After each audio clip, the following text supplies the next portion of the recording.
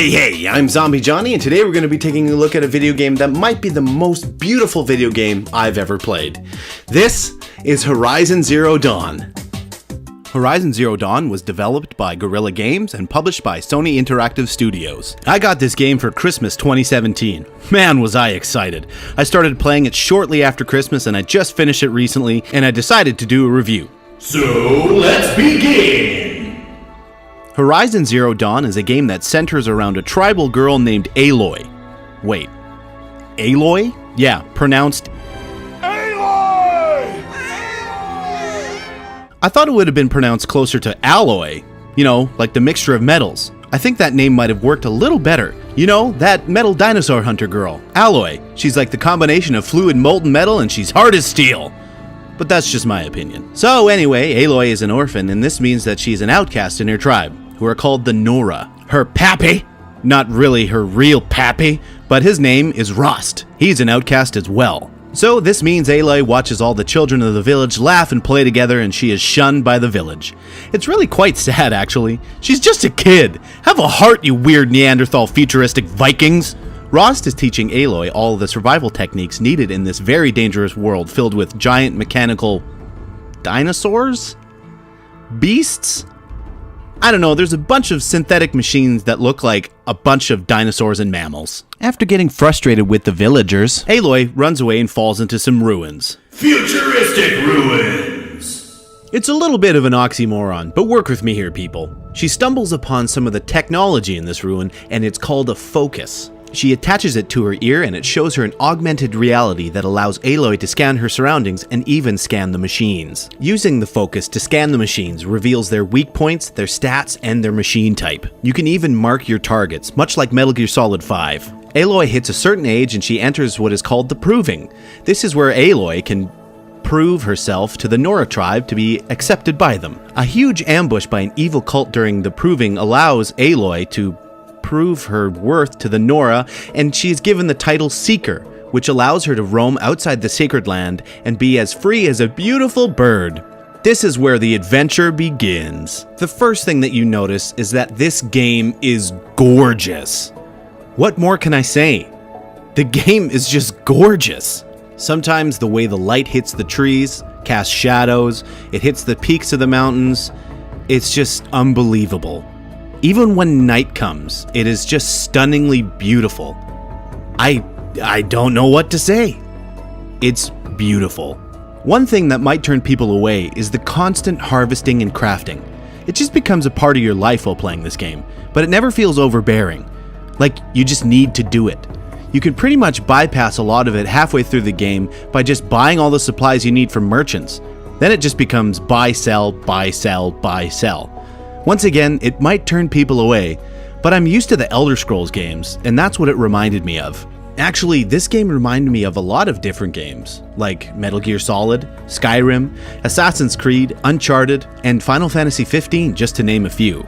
The only thing about it is that it's taking all the best elements of those games and making it its own unique thing.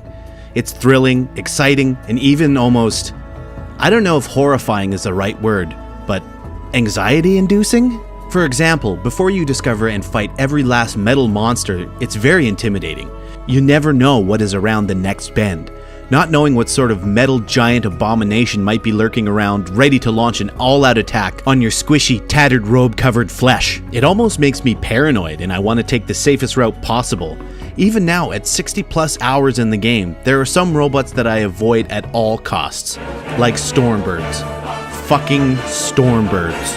Now, onto the combat. The combat of this game is pretty much all bow-based. There are other tools like a tripwire gun and a slingshot that shoots grenade-like elemental blasts and some traps that you can set, but truthfully, I thought those weapons were useless and I never used them. You also have this staff spear thing that you can use to smash people and monsters at a close range, but I also felt that this weapon was pretty useless. My whole playthrough was pretty much a regular hunting bow, which can also shoot fire arrows, and a sharpshooter bow, which deals heavy damage and has a long range. Everything else was just using up inventory space. Nearing the end of the game, I started noticing some of the textures and detail was taking a long time to load in. Now, I'm only playing on a regular PS4, so that is probably what the issue is. The other thing I noticed is that the people's faces are highly detailed, but the rest of their body is smooth and almost textureless. It's kind of jarring to see such a beautifully crafted face and then have it butted up against a smooth single shade skin. Now, speaking of the facial animations, sometimes the mouth movements don't sync up at all. I don't know what that is all about, but it's almost as if they were speaking a different language and they were just dubbing it over with English. Oh, that might be because Guerrilla Games is based in Amsterdam. Anyway, it's a little distracting at times. Honestly, I don't have too many complaints about this game, and if I do, they're very minor in comparison to all the things that I love about this game. So, nearing the end of the game, things get a little more difficult, but thankfully I was about 10 levels above where I needed to be. This is because I decided to just leisurely take my time through the game, and not spoil it by just rushing through. I really savored the moments, and I don't regret it at all. After the credits roll, there's a pretty sweet cliffhanger. That must lead into the DLC, which I'm going to have to pick up, like right now. What is a few more hours in an already amazing game? As I do with pretty much all of my reviews, I suggest you go pick up this game. Pick it up now, and put as much time as you possibly can into it. Just like me, you will not regret it.